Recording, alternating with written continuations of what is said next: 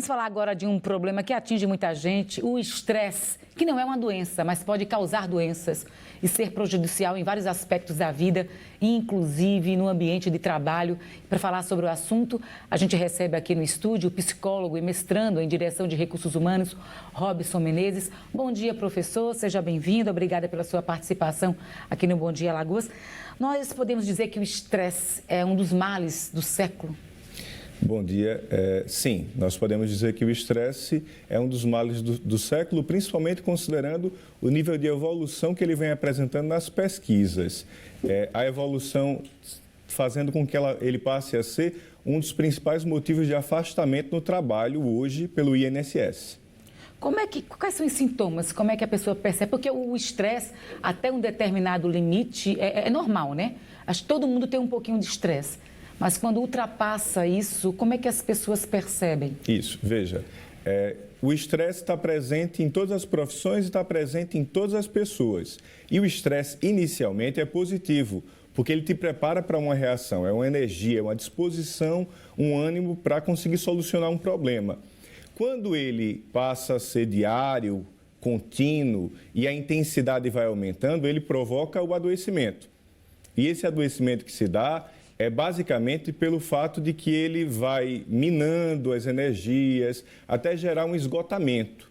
Os sintomas principais são a incapacidade de trabalhar, desânimo, frustração, ansiedade, insônia e também gera alguns sintomas fisiológicos.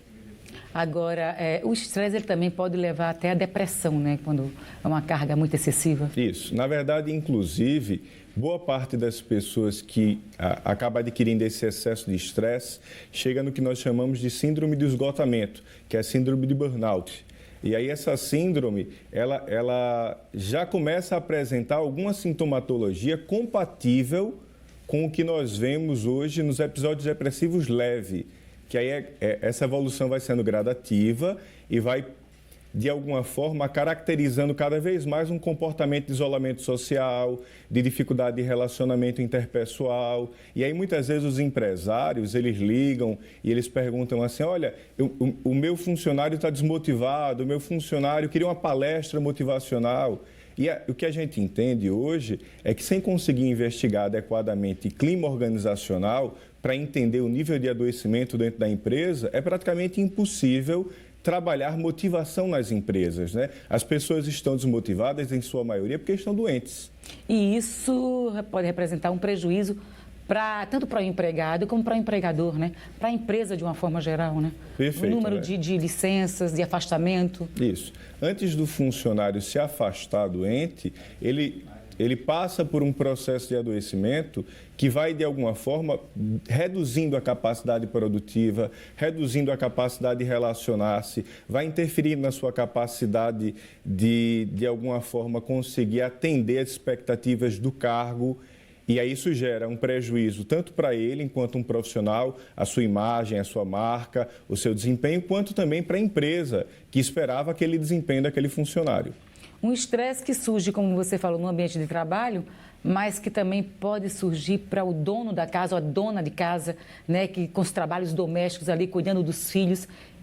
E elas também estão sujeitas a esse tipo de estresse, né, uma carga excessiva de estresse também. Perfeito. Nos últimos anos, eu tive a oportunidade de orientar alguns trabalhos de conclusão de curso, tanto na graduação como na pós-graduação, e aí eu pude investigar algumas categorias, policiais, da guarda escolar, professores da rede pública, também estavam, né? Motoristas, taxistas e universitários que trabalhavam durante o dia e faziam faculdade à noite. E a gente viu que tanto a exposição a agentes estressores quanto o nível de exposição ao estresse e o nível de relação direta com o estresse é muito alto. Em especial aqui em Alagoas a gente conseguiu identificar isso.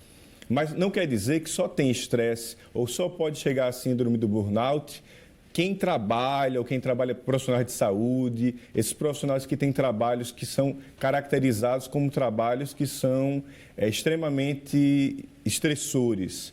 né? A dona de casa também, pelo desgaste do dia a dia, as cobranças, as pressões, as responsabilidades, também pode vir a adquirir a síndrome do esgotamento. Agora, cada caso também é um caso, né? Existem pessoas que lidam melhor com essa forma, com o estresse. Outras, né, são atingidas com mais facilidade. Como criar rotinas para minimizar essa carga de estresse e, consequentemente, não gerar doenças nas pessoas? Ótima pergunta.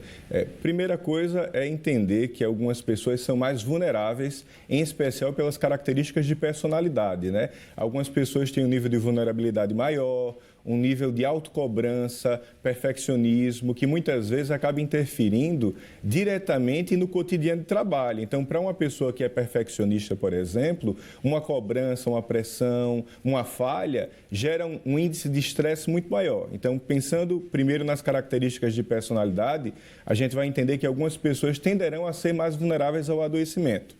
Algumas sugestões, algumas dicas que podem minimizar esse adoecimento. Primeiro, acompanhamento psicoterápico. Acompanhamento psicoterápico ajuda a trabalhar ressentimentos, sofrimentos, dificuldades do cotidiano. Falar sobre isso ajuda a melhorar a saúde mental. Às vezes faz parte do tratamento já, né? Podemos dizer assim. Perfeito. Acompanhamento nutricional. Uma alimentação adequada melhora o nível de resistência do organismo e diminui a possibilidade de adoecimento. E a terceira, antes de entrar no medicamento, um acompanhamento físico. A atividade física, ela produz endorfina, ela minimiza a produção de cortisol e, consequentemente, ela melhora o organismo e ela faz com que estejamos mais fortalecidos para evitar o agente estressor. Então, se eu consigo ter um acompanhamento psicológico, se eu cuido da minha alimentação, se eu faço atividade física e, é claro, se eu consigo administrar alguns pequenos estresses do meu dia a dia... Não se cobrar tanto, né? Isso, conseguir de alguma forma lidar com conflitos, né? Trabalhar esses conflitos, a probabilidade de vir a evoluir a um episódio depressivo passa a ser bem menor. Professor Robson, muito obrigada pela sua participação, pelos esclarecimentos. Bom dia. Um bom dia, muito obrigado.